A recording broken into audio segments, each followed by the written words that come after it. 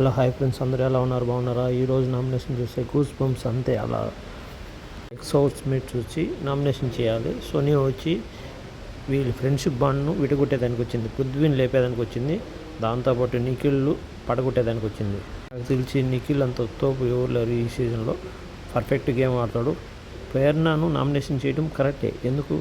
తను mega cheap అప్పుడు కిచెన్లో వంట చేసేప్పుడు కొంచెం వరస్ట్గా బిహేవ్ చేసింది కాబట్టి నామినేషన్లో కరెక్టే. నిఖిల్ ఎప్పుడో స్టార్టింగ్లో పృథ్వీ నామినేషన్ చేసిన విధానం ఇప్పుడు తీసి బయటకు వచ్చి దాన్ని పెట్టి యస్మినితో లవ్ ట్రాక్ అనేది మంచిది కాదు అని చెప్తుంది. 3 hours నామినేషన్ చేసిందంటే గ్రేట్.